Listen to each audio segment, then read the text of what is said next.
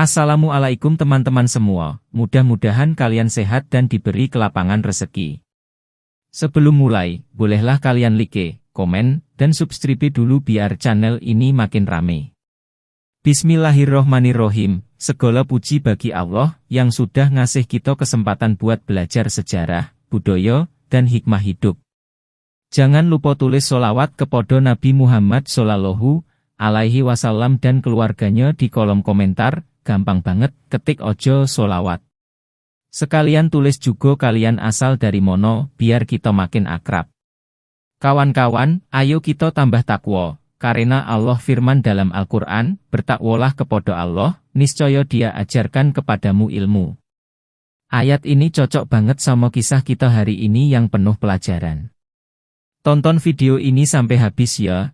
Karena ada satu pertanyaan di deskripsi, dan yang jawabannya benar insya Allah bakal dapat hadiah yang bakal diumumin di bagian penutup. Di tanah Bali yang penuh harum dupa, semilir angin gunung, dan suara gamelan yang ngibing halus, ceritanya tentang wayang Tualan selalu hidup dari zaman ke zaman. Tualan ini bukan sembarang tokoh, bukan pula orang biasa yang lewat begitu ojo dalam sejarah masyarakat Bali. Ya tokoh sepuh, tokoh tua yang disegani, penuh pengalaman, lan tansah ngemong porok satria lan poro muda kang butuh pitutur. Wong-wong tua di desa bilang, Tualan kuwi dudu mung abdi. Dheweke kuwi guru, pangemong, lan pepadang kanggo sapa wae sing lagi bingung lan golek arah urip. Dalam budaya Betawi maupun Bali, nama-nama sepuh kayak begini bukan cuma tokoh cerita, mereka simbol kebijaksanaan, simbol perjalanan panjang peradaban. Tualan punya anak, jenenge Merdah, utawa kalau ngomong dalam wayang disebut wayang merdah. Bocah iki pinter, cekatan, lan duweni nurani sing alus, nanging yo seneng guyon wae, suka bikin bapaknya geleng-geleng kepala.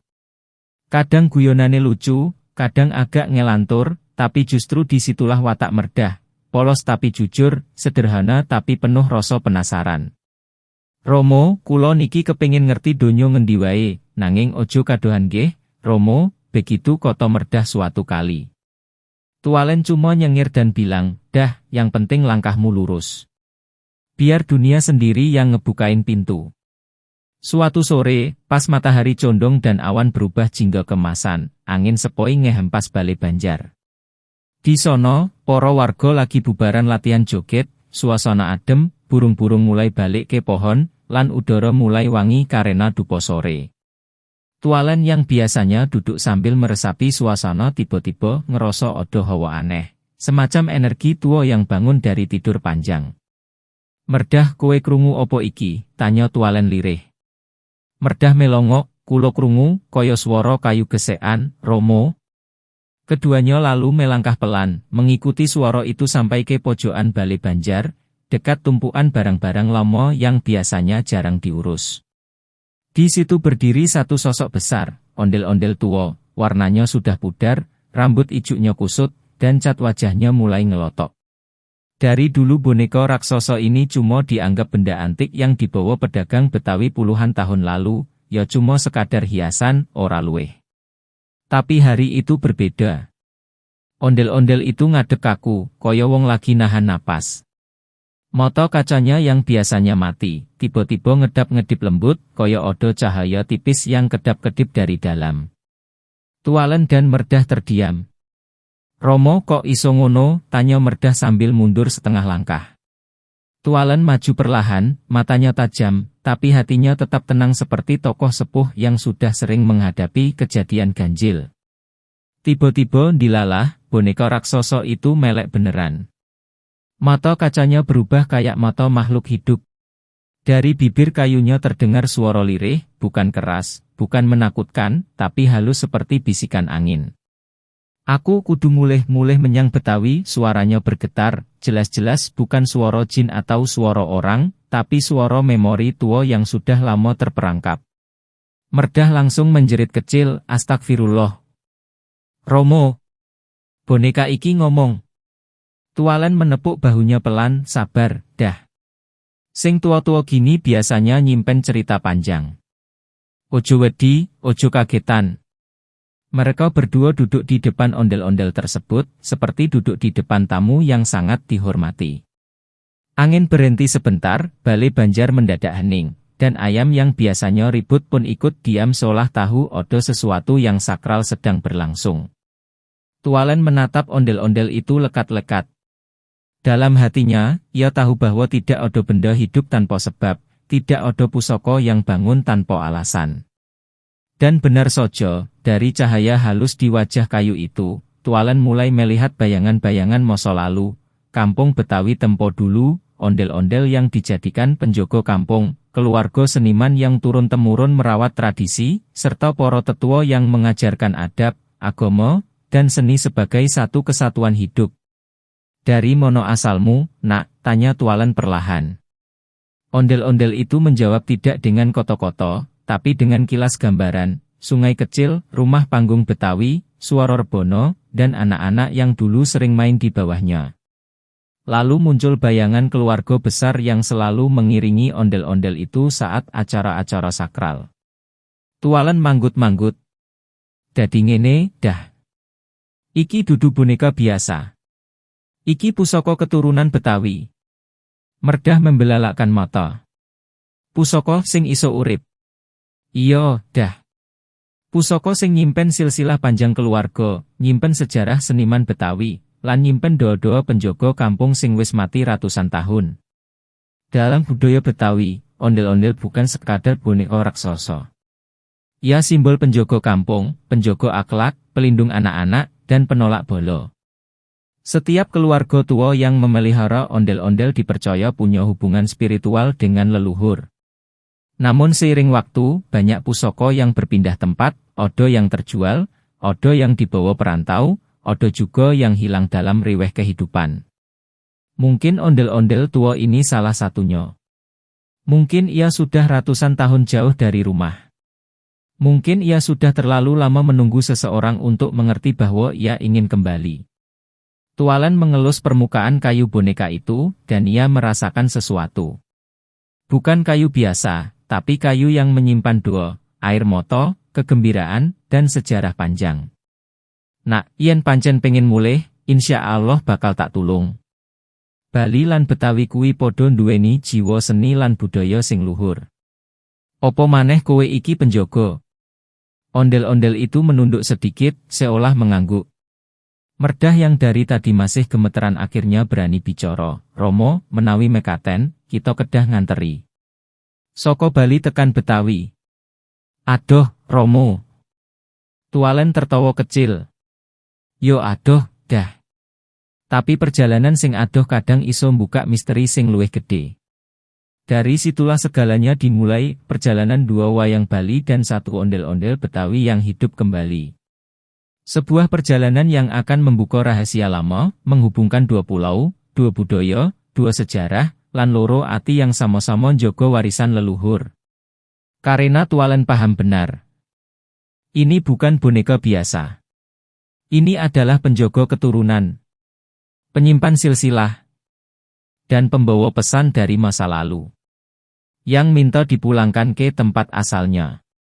Lah, perjalanan pun dimulai. Seperti kisah-kisah lomo yang sering diceritain para sepuh di balai banjar atau di teras rumah panggung Betawi. Begitu mereka ninggalin halaman pura, Tualen langsung nyeletuk sambil geleng-geleng kepala. Dah, ini boneka bukan sembarang boneka. Bukan yang dijual di pasar, bukan yang cuma jadi pajangan, ini hidup, ngomong pula. Heboh amat hidup kita hari ini. Gayanya santai banget. Khas Betawi, kayak orang habis pulang dari pasar terus ketemu kejadian aneh tapi tetap bisa dibecandain. Merdah, yang dari tadi deg-degan tapi tetap menjogo sopan bahasa, menjawab dengan Jawa alus, Romo, kulo niki ajrih, nanging yo lucu ugo. Boneka kok joget dewe, ngendika dewe, mbok menawi ing desa-desa kulo, mesti podo melayu kabeh.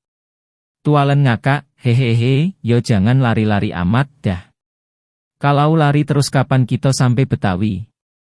Baru beberapa langkah, penduduk sekitar sudah mulai kumpul di pinggir jalan tanah.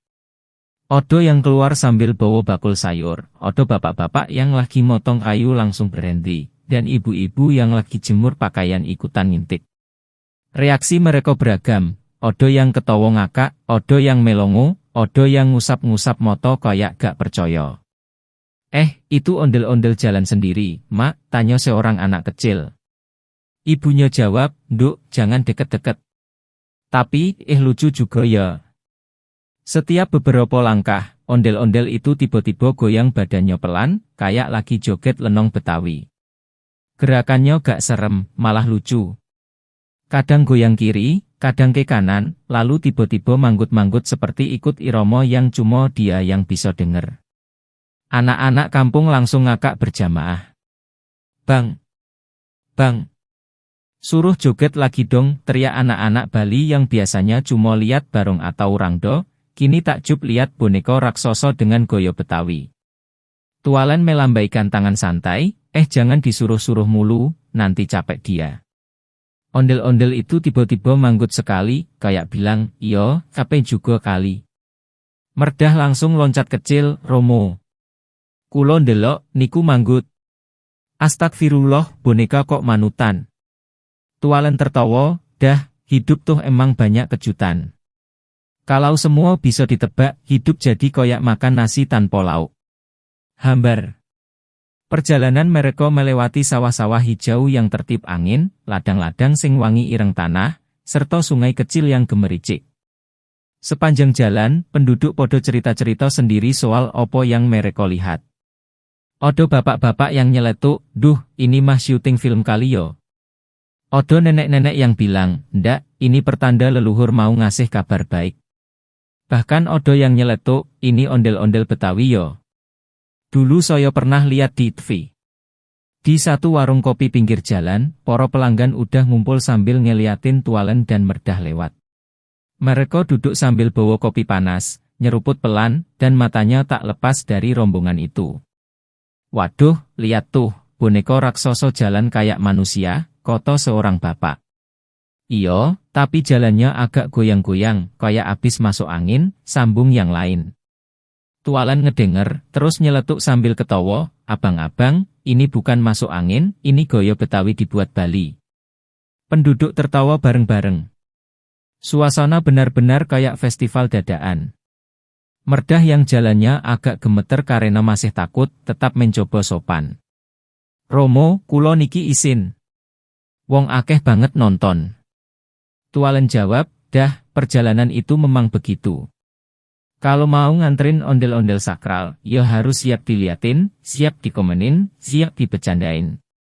Namanya juga budaya hidup. Tapi bukan cuma penduduk yang seru. Hewan-hewan pun ikut penasaran. Odo ayam jago yang tiba-tiba ikut jalan di belakang, kayak pengawal pribadi ondel-ondel. Odo anjing kampung yang menggonggong tapi akhirnya malah jalan bareng karena merasa akrab. Bahkan odo sapi yang lagi makan rumput berhenti sebentar, ngeliatin, terus menguak pelan seolah bilang, bonekanya lucu juga yo. Di pertigaan jalan, anak-anak kecil bikin lingkaran, minta ondel-ondel itu goyang lagi. Tualan ngoceh, dah, jangan bikin dia lelah. Nanti jatuh repot ngangkatnya. Tapi sebelum Tualan selesai ngomong, ondel-ondel itu goyang lagi, kali ini dengan gerak lebih pelan tapi ritmis. Anak-anak langsung teriak, wah. Tualan tepuk jidat, ini boneka satu, koyak ngerti pembicaraan orang. Gawat juga nih kalau dia ngambek. Merdah manggut, Romo, menawi boneka puniko saged rumangsa, menika ateges wonten jiwan, nggih. Tualan jawab lirih, iyo, dah jiwa dari sejarah panjang. Saat mereka memasuki perkampungan lain, warga tiba-tiba nyiapin makanan kecil. Odo yang ngasih pisang rebus, odo yang nawarin tipat, odo yang kasih kue Betawi sisa jualan. Makan dulu bang. Singgah dulu pak. Ondel-ondel minta minum gak? Tualan ketawa, dia mah makan cahaya masa lalu, bang. Warga bingung tapi ketawa juga. Salah satu kakek desa nyeletuk, ini pertama kalinya saya lihat boneka mampu jalan jauh gini. Biasanya manusia, ojo baru jalan dikit udah ngeluh capek. Tualan jawab, hehe, iya kak tapi ini boneka sakral, bukan boneka mal. Di sebuah persimpangan, odo kejadian lucu. Ondel-ondel itu tiba-tiba berhenti, terus muter badan ke kiri, muter ke kanan, lalu diem. Merdah bisik, Romo, punika minggah. Utawa kesurupan. Tualen merhatiin sebentar, lalu jawab, enggak, dah. Dia bingung jalan ke Betawi yang mono. Penduduk yang nonton podo ngakak sampai jongkok. Tualen akhirnya berdiri tegap, nunjuk ke arah barat, dan bilang, "Noh, ke sono, nak. Ke Betawi jalannya jauh, tapi hati jangan takut." Ondel-ondel itu manggut pelan, lalu melangkah lagi dengan goyang-goyangnya yang khas. Di sepanjang perjalanan, cerita mereka menyebar lebih cepat dari podo suara kentongan rondo. Odo yang bilang, ondel-ondel sakral bangun lagi. Odo yang bilang, odo wayang Bali nganterin boneka Betawi pulang. Odo juga yang lebay, ini tanda zaman. Tapi semuanya tetap dalam suasana gembira dan penuh rasa ingin tahu. Humor rakyat semakin campur aduk dengan rasa haru. Keakraban antar budaya terasa hidup. Bali dengan kesantunan dan adatnya. Betawi dengan ceplas-ceplos hangatnya. Dan rakyat biasa yang selalu punya sudut pandang lucu dalam hal besar sekalipun. Dan di balik semua itu, rasa penasaran makin gede. Kenapa boneka ini harus pulang? Apa rahasia yang dia bawa? Dan apa yang bakal mereka temui di Betawi nanti? Perjalanan baru dimulai. Tapi suasananya sudah kayak festival budaya berjalan kaki. Yang penuh tawa, keramahan, dan rasa takjub rakyat. Tapi perjalanan itu ternyata bukan cuma urusan lucu-lucuan, ketawa-ketawa, atau godaan guyonan olo Betawi Bali yang biasa dilontarkan Tualen dan Merdah. Justru, begitu rombongan ini mulai masuk ke kawasan pinggir kota, yang konon katanya dulu jadi jalur poro Jawara, dan juga tempat lalu lalang makhluk halus, situasinya berubah drastis. Angin yang tadinya cuma semilir, sekarang berputar kayak pusaran kecil, bawa aroma dupa bercampur tanah lembab. Tualen langsung berhenti, pasang kuda-kuda kecil, sementara Merdah secara refleks betot selendangnya karena grogi. Ondel-ondel sakral yang mereka bawa, entah kenapa, mulai mengeluarkan getaran halus, seolah ikut ngeh bahwa bahaya sedang mendekat. Tualen lan Merdah ternyata kudu ngadepi kelompok preman lokal yang udah lama mengincar energi pusaka ondel-ondel itu. Preman-preman ini bukan preman sembarangan, mereka punya hubungan dengan kelompok lain yang lebih besar, semacam aliansi bayangan yang bergerak tanpa aturan jelas, tapi terorganisir lewat jaringan yang tersebar di pasar gelap benda mistis dan kekuatan supranatural. Mereka percaya bahwa sapa wae sing duwe ondel-ondel sakral iki bakal punya pengaruh lan kekuasaan, bukan cuma di dunia manusia tapi juga di ranah gaib. Sudah banyak rumor beredar kalau ondel-ondel sakral ini bukan cuma boneka raksasa untuk pertunjukan rakyat, tetapi juga wadah energi leluhur yang bisa menguatkan seseorang secara spiritual dan memberikan otoritas di mata kelompok-kelompok mistik. Wong-wong kuwi teges bukan cuma gerombolan kriminal, tapi juga individu-individu yang terobsesi kekuasaan spiritual. Mereka yakin bisa mengendalikan massa dengan memamerkan artefak sakral, lalu menggunakannya sebagai simbol legitimasi agar orang percaya bahwa mereka adalah penerus tradisi kuno. Di titik inilah politik masuk, ketika simbol budaya berubah jadi alat untuk mendapatkan pengaruh, status, dan kedudukan. Tualen langsung pasang goyok satria Betawi Bali, posisi badan miring sedikit, tangan kanan ngacung, tangan kiri di pinggang, wajahnya berubah serius tapi tetap ada garis humor tipis yang selalu nempel di sosoknya. "Woi, kalian mau opo? Itu ondel-ondel bukan buat gaya-gayaan politik. Kalau mau ngomong baik-baik, ngomong. Jangan main serobot," teriaknya dengan intonasi Betawi yang tegas. Salah satu pimpinan kelompok preman itu maju, bawa tongkat bersimbah bekas dupa. "Kami cuma mau ambil yang jadi hak kami. Energi dalam boneka itu sudah kami tunggu sejak lama. Siapapun yang memegangnya akan diakui dunia gaib sebagai Jawara baru. Dan kalau kalian nggak mau kasih." Belum sempat ia melanjutkan kalimat ancamannya, Merdah langsung nyeletuk lirih dengan logat Jawa alus, "Romo, menawi kulo meneng wae nggih. Mboten melu. Kulo nyawang kados mboten penak suasanane." Tualen ngelirik, lalu jawab dengan nada gusar bercampur geli, "Lagi perang kok meneng. Kalau meneng, kapan majunya? Kapan menangnya? Ayo, Mer, iki dudu latihan manekin, iki beneran. Perkelahian pun pecah. Tapi bukan sembarang perkelahian. Ada elemen budaya di dalamnya. Tualan menyerang dengan gerakan campuran bela diri, Betawi koyak silat beksi, ditambah teknik-teknik kecil dari tradisi Bali yang mengandalkan kelincahan pergelangan tangan.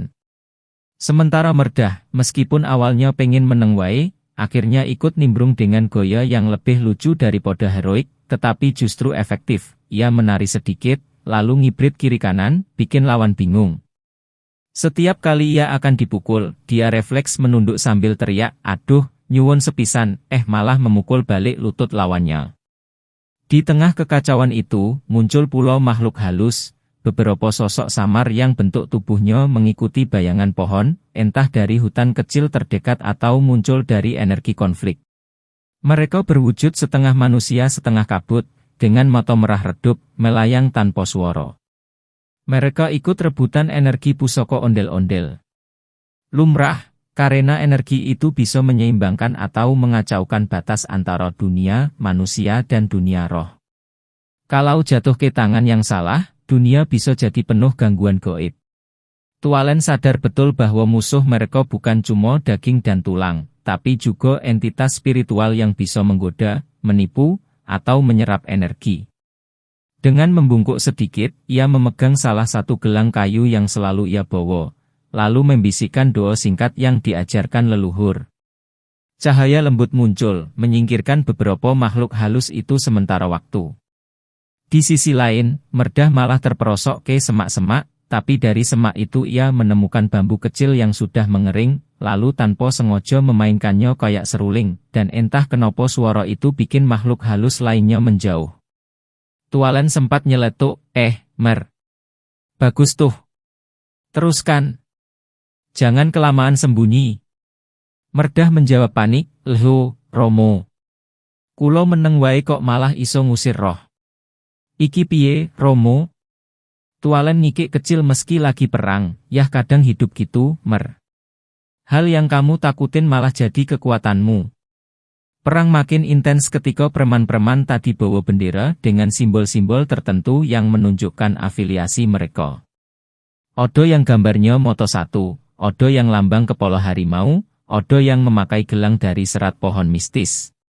Semuanya menunjukkan bahwa kelompok ini terhubung dengan jaringan politik bawah tanah yang suka memanfaatkan mitos dan budaya lokal sebagai alat manipulasi.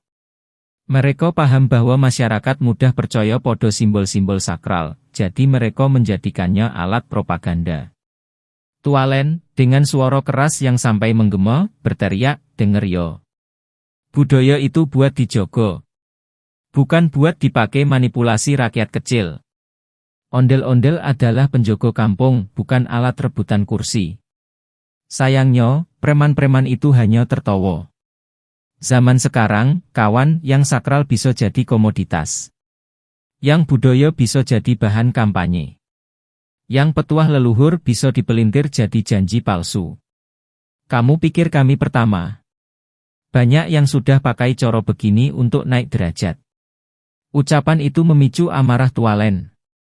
Ia bukan cuma marah karena diserang, tapi karena budaya leluhur dijadikan barang dagangan. Itu penghinaan besar bagi nilai moral yang selalu ia jaga.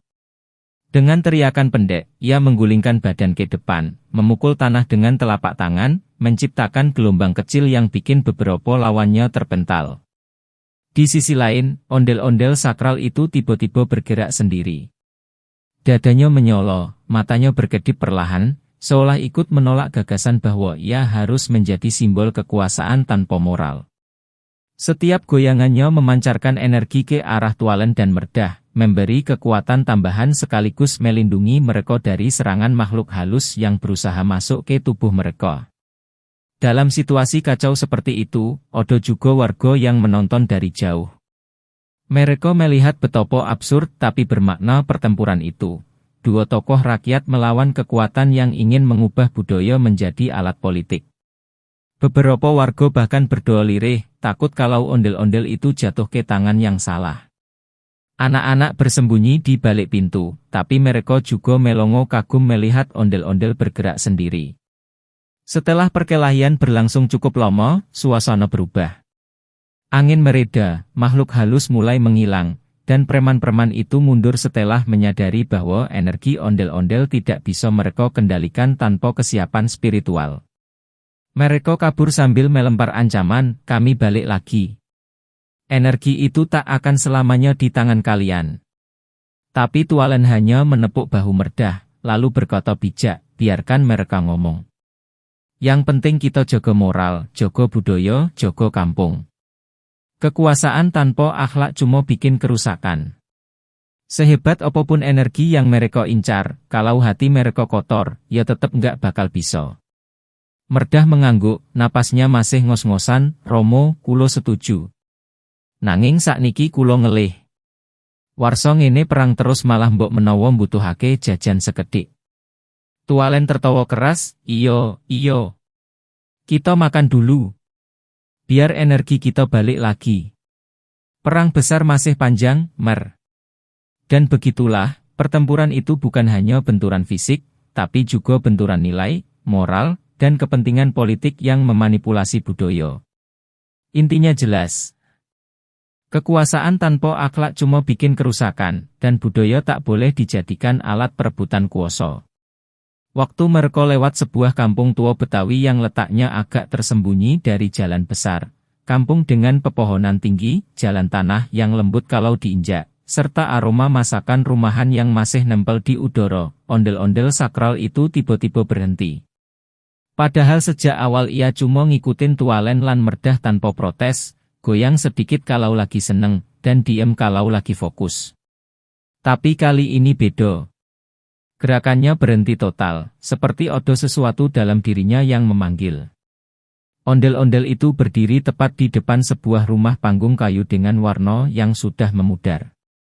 Rumahnya masih kukuh, tapi tampak tua banget, lengkap dengan jendela besar model Betawi yang punya ukiran geometris di pinggirannya. Merdah sempat bingung dan nyeletuk, Romo iki omah sinten. Kok ondel-ondel mandek langsung? Tualen menatap serius, tidak seperti biasanya. Odo yang dia ingat, Mer. Ini bukan berhenti biasa. Dari wajah kayu ondel-ondel itu keluar cahaya halus, bukan cahaya keras seperti lampu, tapi lebih mirip cahaya kenangan, lembut, hangat, kayak sinar matahari pagi yang nyelinap masuk lewat sela-sela dedaunan. Cahaya itu memancar pelan, menari di udara, lalu menempel di dinding rumah panggung. Seketika, bayangan-bayangan samar muncul, siluet rumah ini ketika masih ramai dulu, lengkap dengan suara anak-anak main, suara gelak tawa paman dan bibi, nodo-nodo gambang kromong yang mengalun di sore hari, dan langkah-langkah kaki orang yang sedang mempersiapkan acara keluarga. Rumah itu seperti hidup kembali lewat cahaya kenangan ondel-ondel. Di situ Tualen ngerti, ondel-ondel ini dulunya dijadikan penjaga keluarga besar. Bukan keluarga biasa, tapi keluarga yang dikenal sebagai pemelihara adat, ahli seni, serta penganut laku spiritual yang bersih dan sederhana. Leluhur keluarga ini terkenal mampu menyeimbangkan kehidupan lahir dan batin. Mereka cinta agama, cinta budaya, dan hidup dalam keharmonisan yang langka. Setiap malam tertentu, mereka membuat ritual kecil, bukan untuk memanggil kekuatan aneh, tapi untuk mendoakan desa dan menjaga keselarasan hidup. Ondel-ondel itu diciptakan bukan cuma sebagai simbol perayaan, tetapi juga perwujudan doa, penjaga gerbang ketenangan yang dipercaya menjaga rumah ini dari gangguan, konflik, dan penyakit hati. Lebih dari itu, ondel-ondel itu menyimpan memori tentang keluarga yang dipenuhi rasa cinta, cinta antar pasangan, cinta orang tua ke anak, dan cinta seluruh keluarga terhadap budaya Betawi yang mereka rawat sepenuh hati. Tapi zaman berubah. Kekacauan muncul. Ada kisah cinta yang dipisahkan zaman. Pasangan muda dalam keluarga itu harus berpisah karena konflik sosial dan perpindahan penduduk yang terjadi tiba-tiba. Ada bapak yang harus meninggalkan kampung untuk mencari penghidupan. Ada ibu yang tetap tinggal menjaga rumah. Ada anak yang tumbuh dengan rindu yang tak tersampaikan.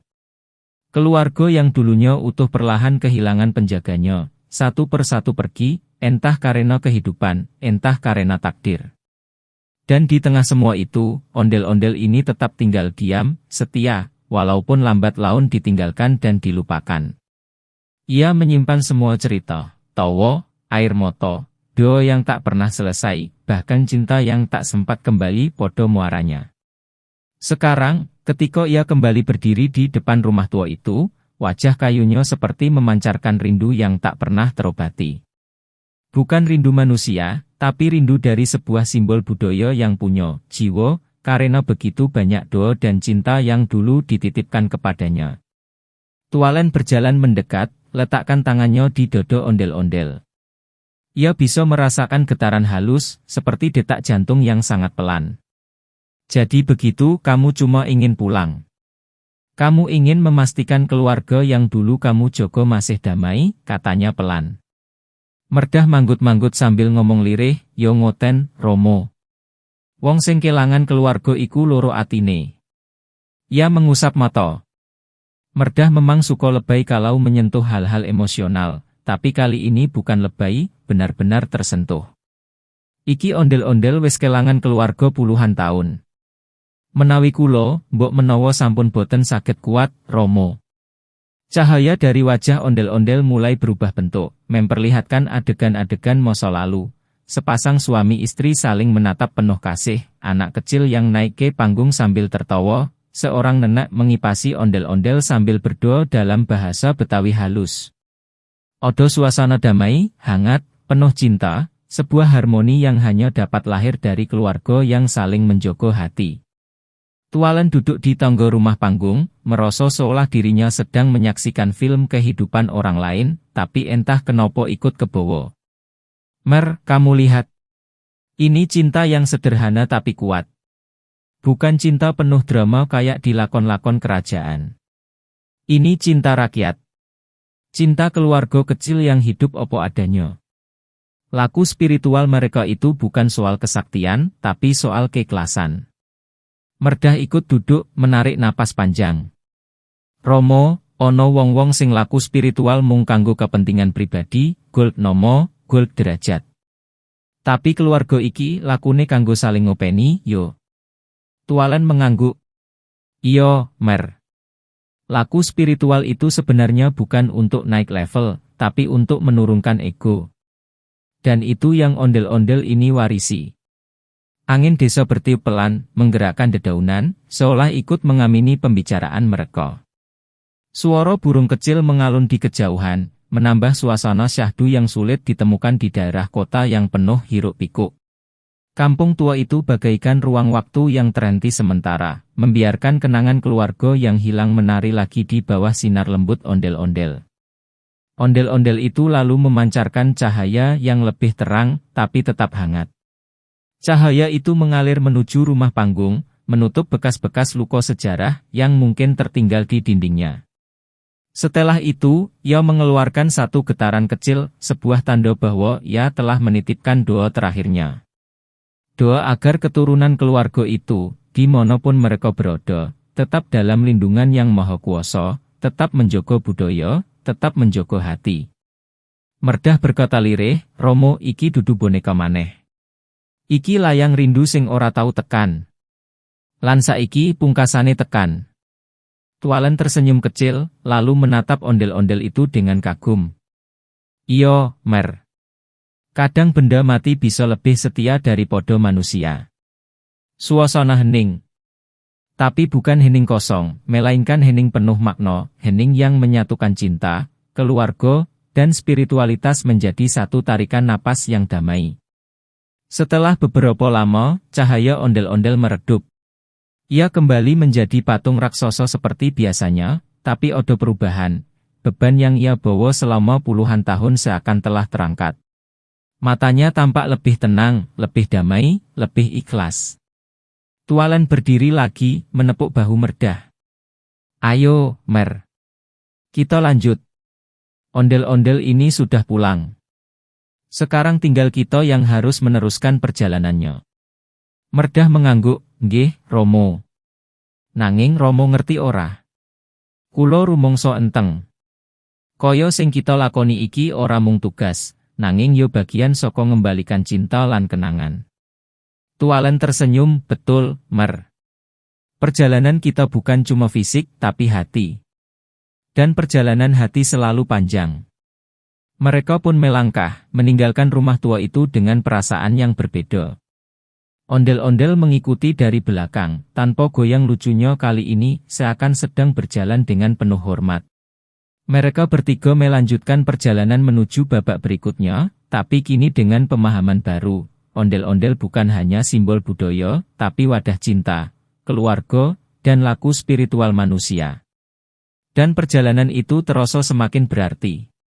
Sampai di pusat budaya Betawi, tempat yang dari dulu dikenal sebagai titik berkumpulnya para seniman, budayawan, ustaz kampung, pendekar silat, serta penjaga tradisi, suasana langsung berubah ketika ondel-ondel sakral itu berdiri tepat di tengah alun-alun. Tempat itu biasanya ramai dengan suara gambang kromong, gerakan palang pintu, dan langkah-langkah warga yang hilir mudik, tapi hari itu hening-hening yang aneh, hening yang seperti sedang menunggu sesuatu turun dari langit. Ondel-ondel itu mengangkat kedua tangannya, lalu menari pelan. Gerakannya bukan goyangan lucu seperti biasanya, bukan pula gerakan panggung yang memeriahkan acara, tapi gerakan yang jauh lebih dalam, lebih tua, lebih sakral. Setiap langkah kayunya seperti mengirimkan getaran ke tanah. Setiap goyangan kepala dan bahunya seakan memanggil sesuatu yang lebih besar dari sekadar ingatan lomo. Tualen dan Merdah saling melirik. Romo, kok rasane koyo ono sing teko saka dhuwur ngono? Tanya Merdah sambil memegangi dagunya. Tualen cuma mengangguk, iye, dah, angin berubah. Ini bukan angin biasa. Betul saja. Langit yang tadinya mendung perlahan terbelah. Cahaya putih keemasan turun dari celah awan, memancar lembut, bukan menyilaukan. Angin yang tadinya dingin berubah jernih, terasa seperti udara yang baru saja selesai dibacakan doa oleh para wali. Daun-daun podo pohon di sekitar alun-alun bergetar halus, seolah berbisik, wis wayahe misteri iki kabuka. Dalam cahaya itu, ondel-ondel tampak seperti hidup sepenuhnya. Matanya bersinar lembut, bukan menyeramkan, tapi seperti mata orang tua bijak yang sedang menceritakan kisah panjang. Dari tubuh kayunya memancar simbol-simbol, motif Bali kuno, ukiran Betawi, huruf Arab pegon, dan garis kosmologi Nusantara yang selama ini cuma bisa dipahami oleh para pemuka adat dan ahli spiritual. Merdah sampai melongo. Romo iki piye? Kayak campuran kabeh budaya sing tau kulo deleng. Tualen menjawab, Mer, budaya itu dari dulu nyambung. Wong Nusantara satu tanah air batin. Cuma kita-kita yang sering lupa. Cahaya kemudian membentuk pola melingkar di tanah. Pola itu seperti mandala kosmologis, tapi dengan goyo Betawi Bali. Odo gambar ondel-ondel, odo siluet barong, odo kubah masjid, odo rumah panggung, odo ombak, odo cahaya bintang. Semua bercampur rapi, seolah dari dulu memang satu kesatuan. Tiba-tiba, dari pusat lingkaran cahaya, muncul bayangan lembut seperti sosok-sosok leluhur. Mereka bukan arwah, bukan makhluk halus, tapi representasi kosmologis, simbol dari para penjaga seni, penjaga dakwah, dan penjaga harmoni antara Bali dan Betawi. Sosok itu tidak berbicara dengan suara, tapi dengan getaran makna. Tualen mendengarnya dalam hati. Anak-anak keturunan Nusantara, budaya bukan sekadar hiburan. Seni adalah doa. Tari adalah bahasa alam. Boneka adalah jembatan. Dan kalian hari ini telah membuka kembali jalan yang terkunci oleh waktu. Merdah langsung merinding. Romo kulo krungu. Nanging kok koyo tembung mlebu atine ora liwat kuping. Tualen tertawa kecil, iye, dah. Wahyu kadang memang begitu. Lalu muncullah pengungkapan besar, sebuah gambaran sejarah spiritual yang selama ini jarang dibicarakan, bahwa Bali dan Betawi tidak hanya terhubung oleh perdagangan, migrasi, atau kesenian, tetapi juga oleh kosmologi dakwah dan spiritualitas yang sejak dulu dijalankan oleh para ulama perantau, para seniman keliling, dan para guru budaya. Odo masa ketika para penjaga adat Bali melakukan perjalanan jauh ke bagian barat Nusantara untuk belajar seni Islam, sekaligus membagi laku spiritual mereka yang penuh ketenangan. Pada saat yang sama, para maestro Betawi melakukan perjalanan ke timur untuk mempelajari seni kerakyatan Bali, harmoni, dan kedalaman filosofi estetikanya. Ondel-ondel sakral itu adalah salah satu bentuk perpaduan itu. Ia bukan sekadar boneka besar penjogo kampung, ia adalah penjogo hubungan dua pulau, jembatan antara dunia lahir dan batin, antara kerakyatan dan kosmologi, antara seni dan dakwah. Ia menyimpan ramalan lama yang berkata bahwa suatu hari, ketika keseimbangan antara budaya, agama, dan karakter rakyat mulai goyah, ondel-ondel itu akan hidup kembali untuk mempertemukan dua penjogo, satu dari Bali, satu dari Betawi.